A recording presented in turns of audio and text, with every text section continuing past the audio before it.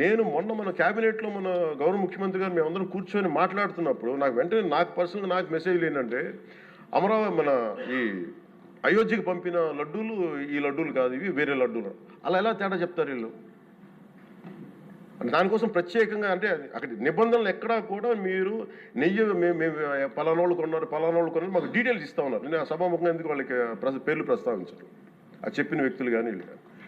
నేను అడిగింది ఏంటంటే ఓకే, మీకు దాని మీద ఆధారాలు ఏమున్నాయి, మీరు ఈ లాటే పంపించారు అయోధ్యకి అనేది మీకు ఏముంటాయి, ఎక్కడ ఏం లేదు, అన్ని గాల్లో మాట్లాడుతున్నారు వీళ్ళందరూ.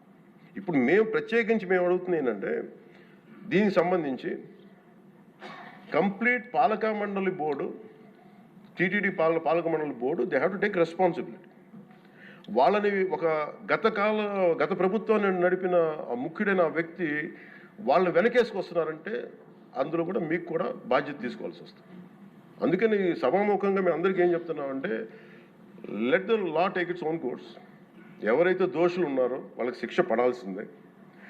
మా ఉద్దేశం ఒకటే అధ్యక్ష, ప్రాబ్లం ఎక్కడ ఉంది అంటే ఇందులో మనందరం కూడా ఇందాక మన గౌరవ సభ్యులు మాట్లాడతా నెల్లూరుకు సంబంధించి సోమిరెడ్డి గారు మాట్లాడతా దర్గా కానీ మన కసుమూరు దర్గా గురించి వీటన్నిటి మాట్లాడుతూ ఉంటే బేసిక్గా నేను కూడా నెల్లూరులో పెరిగాను కాబట్టి నేను అర్థం చేసుకోగలను. అది ఎక్కడా కూడా వేరే మతాలను కించపరచడం అనేది తెలియదు అది ఈ దేశం. అందుకే ఈ దేశం ఇలా ఉండేది కాదు.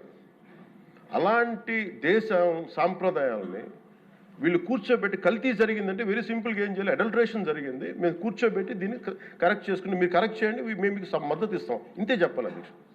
అంతేగాని దాన్ని వెనకేసుకు వస్తున్నారు అంటే ఒకటి క్లియర్ కట్ రిపోర్ట్ ఉంది, అందులో నెయ్యి లేదనేది, అందులో రసాయనాలు ఉన్నాయని క్లియర్ కట్ చెప్పింది. ఈ రసాయనాల్లో ఏమున్నాయి అనేది అది పెరుమాళకి ఎరగదు, ఆయనే కూర్చొని చేయాలి. దాంట్లో ఒక రిపోర్ట్ ఏమో మాకు ఎన్డీడీబీ రిపోర్ట్ ఏమో దాంట్లో ఖచ్చితంగా ఈ జంతువు సంబంధించిన అవశేషాలు ఉన్నాయి అనేది చాలా స్పష్టంగా చెప్పారు. అది ప్రాపర్ ఆథరైజ్డ్ బోర్డు.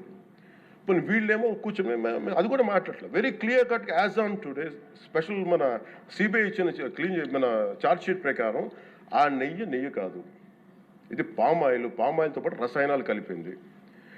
దీన్ని కూర్చోబెట్టి వాళ్ళు ఇంత మాట్లాడుతున్నారంటే ఇది ఖచ్చితంగా ప్రజల మధ్యకి వెళ్ళాలి. దీని నుంచి లబ్ధి పొందేది ఏం లేదు ఇక్కడ.